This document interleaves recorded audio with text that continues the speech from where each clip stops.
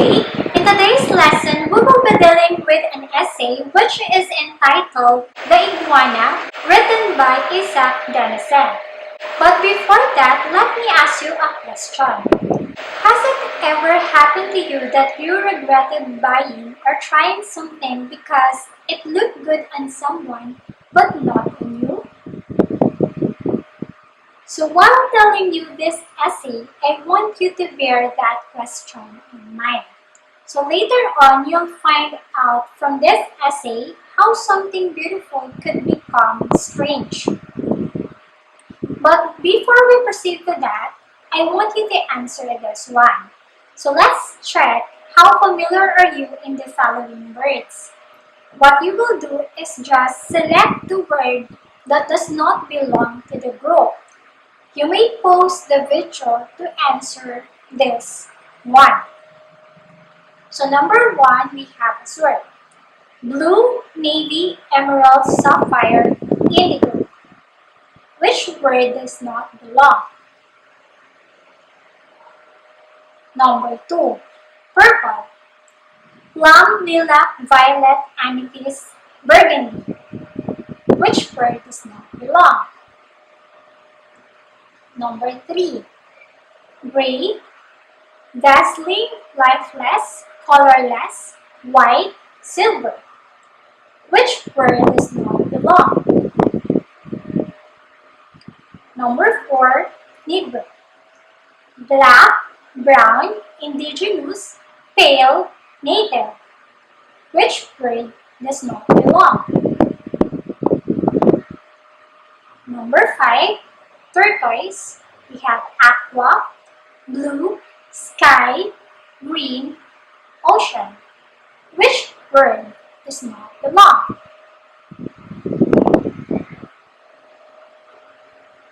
Thanks for answering.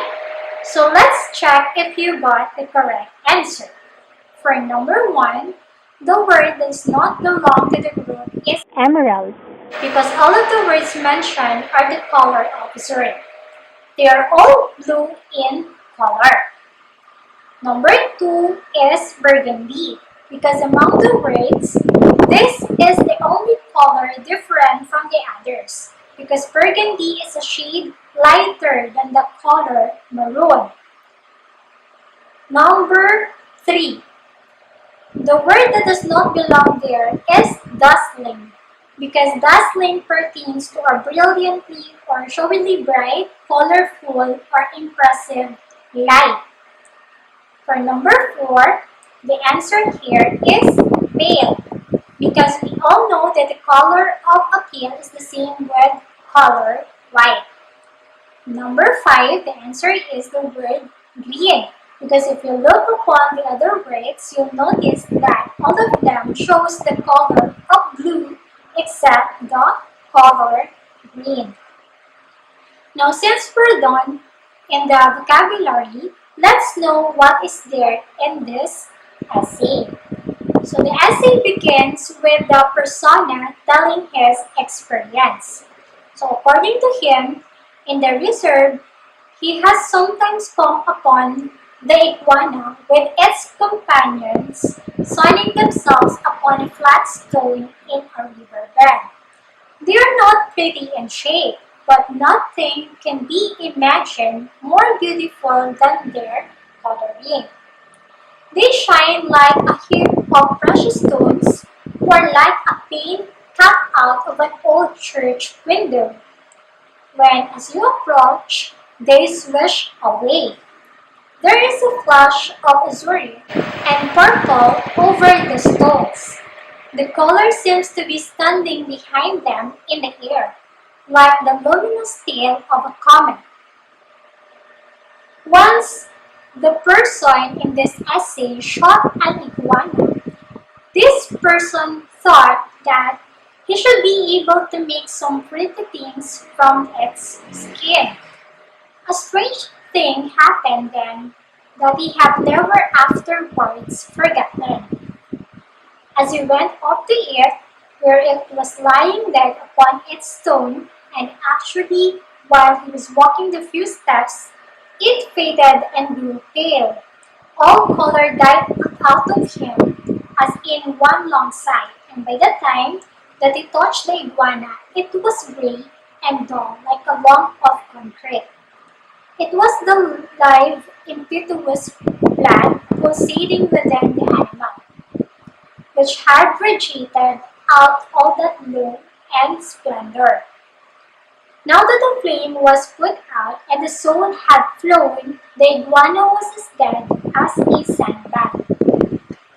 Often since then, he has in some sort shot an iguana, and he has remembered the one of the research.